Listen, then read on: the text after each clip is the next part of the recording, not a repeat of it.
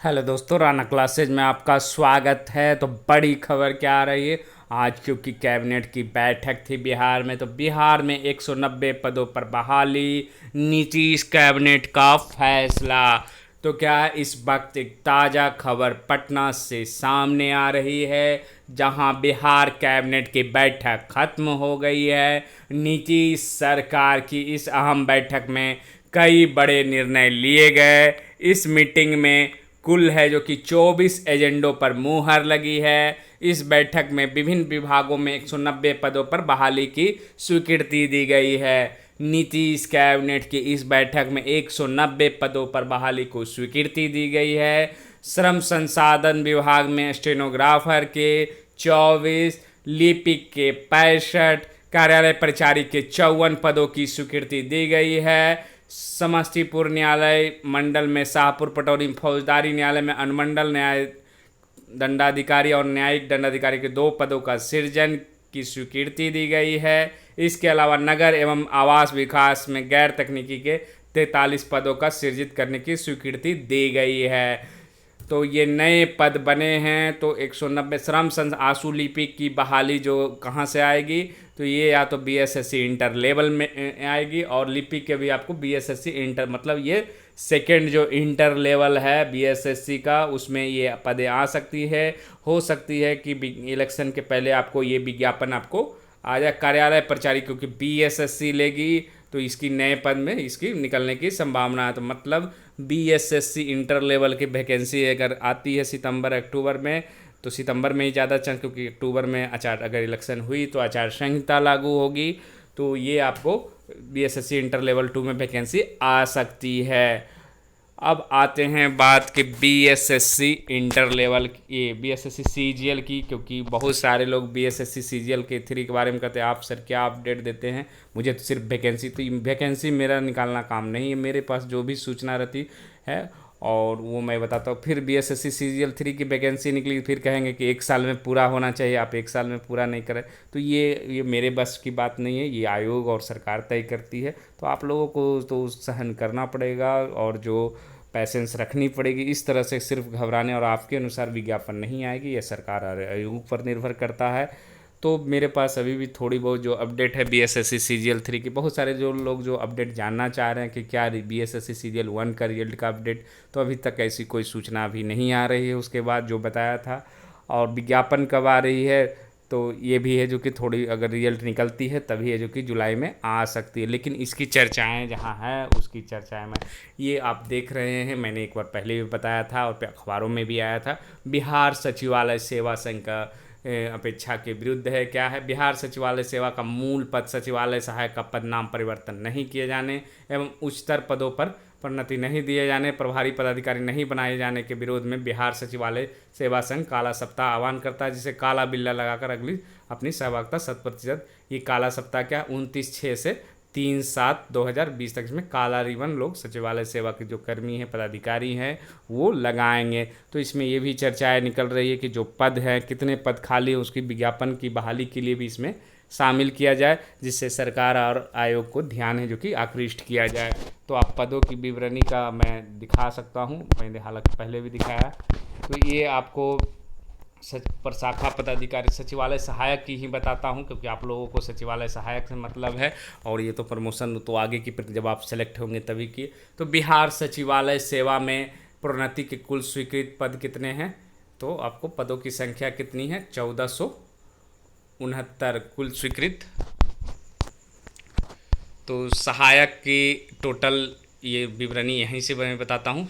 बिहार सचिवालय सेवा के सहायक रिक्त पदों का विवरण। सहायक 75% जो है सीधी भर्ती से होती है, और 25% क्या है, उच्च वर्गीय लिपिक से प्रोन्नति होती है। मतलब जो यूडीसी होते हैं उनसे, मतलब आपकी जो भी वैकेंसी रिक्ति अभी है वो 25% है जो कि प्रोन्नति प्रमोशन से होती है, और 75% सीधी भर्ती मतलब बीएसएससी के माध्यम से होगी। स्वीकृत पद कितने, 38 नव सृजित पद, उसके बाद कितने हुए, तो कुल स्वीकृत पद है 3964। फरवरी में 2014 से पूर्व से कार्यरत, मतलब बीएसएससी सीजीएल 1 से पहले कितने कार्यरत हैं, तो 252 हैं। और विज्ञापन संख्या 110/2010 2014 में, मतलब बीएसएससी सीजीएल 1 में कितने नियुक्त हुए थे? तो 941, 1100 की वैकेंसी थी, 941 ही ज्वाइन किए। इनमें से 40 से 60 है जो कि आप मान सकते हैं कि ये विरमित हो चुके हैं, पूर्व सेवा में लौट गए हैं या बीपीएससी में इनके सिलेक्शन हो गए हैं। उसके बाद वर्ष 2016 में सहायक पद पर प्रोन्नति, मतलब ये जो यूडीसी से वाले सहायक 147 हो गया, और विज्ञापन संख्या 110 द्वारा, मतलब जो बाद में बीजेएसएससी सीजीएल 1 के द्वारा जो पीएच के दिया गया था उसमें 25 लोगों की 2018 में ज्वाइनिंग हुई। सेकंड सीजीएल परीक्षा के आधार जो आप लोग सेकंड सीजीएल में आप लोग करते हैं, तो 2018-19 में 327 में 297, अगर कहा जाए तो आपको लगभग जो कि 30 पद है जो कि किसी न कारणवश अभी भी खाली है उसमें।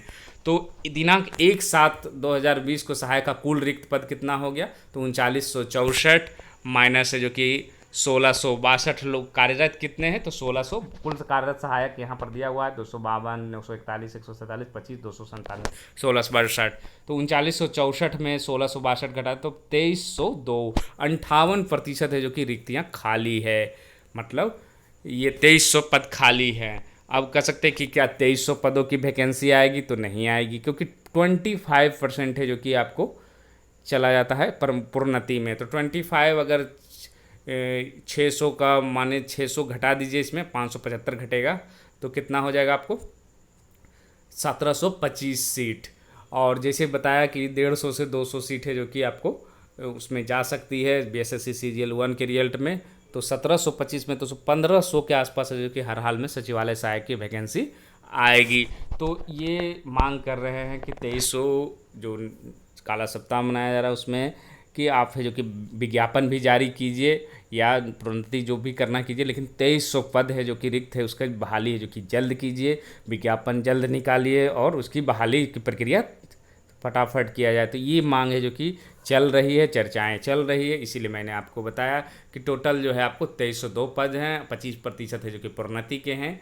तो इसीलिए है जो कि आपको लगभग 1725 है, 1725 में 150 से 200 हो सकता है सीजीएल 1 में जाए, फिर भी ये जो कि आपको 1500 सचिवालय सहायक की सीटें आएगी और 200 की ये जो योजना सहायक उसकी भी कुछ पदें और अन्य पदें भी बीएसएससी सीजीएल 3 के विज्ञापन में आ सकती है। कब तक संभावित है इसकी अभी नई सूचना नहीं आई, इसलिए मैं अभी कोई डेट नहीं, लेकिन जुलाई में जो संभावना है उसी को मैं बता रहा हूँ। तो ये है जो कि आपको पूरा चर्चाएँ चल रही कि जल्द से जल्द विज्ञापन निकाला जाए। अब जो बात है कि ये इन्फोर्समेंट सब इंस्पेक्टर की ईएसआई प्री की एग्ज़ाम क्या 13 सितंबर को होगी? तो इसी चर्चाएं चल रही है अभी ग्रांट, क्योंकि आपने देखा कि 12 अगस्त तक है जो कि ट्रेनें बंद हो गई है। तो क्या 65वीं बीपीएससी मेंस है जो कि क्या 4 अगस्त से होगी? तो ये आयोग है जो कि ये नज़र रख रहा है और निश्चित रूप से ये सभी को मुद्दों को देखते हुए ये डेट निर्धारित किए। अभी सेंटर की सूचना आनी बाकी, उसके बाद ये डिसीजन लेंगे कि क्या परीक्षाएं जो कि 4 अगस्त से हो सकती, क्योंकि डेट तो इन्होंने दे दिया तो तय मानकर ये चल रहे हैं। अगर परिस्थितियां कोरोना से विपरीत होती तो ये चेंज हो भी सकता, और ऐसे तो ये घोषित कर चुके हैं कि ये तैयार हैं परीक्षा लेने के लिए। और ये साई का जो है आपको 13 सितंबर को जो चर्चाएं हैं वो हो भी सकते हैं। तो एक डेट जो कैलकुलेशन बहुत सारे लोग पूछ रहे, तो 13 सितंबर को आप मान सकते हैं कि ये परीक्षाएं हो सकती है, अगर ट्रेनें कुछ हद तक परिचालन शुरू हो जाए, नहीं तो फिर आगे बढ़ सकती है। और जहाँ तक दरोगा बिहार दरोगा मेंस की है तो वो भी है जो कि आपको सेकेंड वीक में अभी तक चल रही है अगस्त के, और बीएसएससी इंटर लेवल मेंस भी आपको सितंबर में ही संभावित परीक्षाएं, जो कि अक्टूबर में थोड़ी मुश्किल है अगर इलेक्शन होती है। तो अगस्त से सितंबर ही है जो कि ये परीक्षाएं हो सकती है। तो आप लोग इसी को एक टारगेट बनाकर है जो कि तैयारी करते रहें। और भी इस संबंध में किसी भी प्रकार का अपडेट आएगा तो मैं आपको अपडेट है जो कि टाइम देख कर नहीं करता कि 9 बज गए हैं रात के या 12 बज गए हैं, मैं 2 बजे भी अपडेट दिया। तो मेरे पास सूचना जो आती है मैं आप लोग को तुरंत फॉरवर्ड कर देता हूँ। तो इसी के साथ धन्यवाद।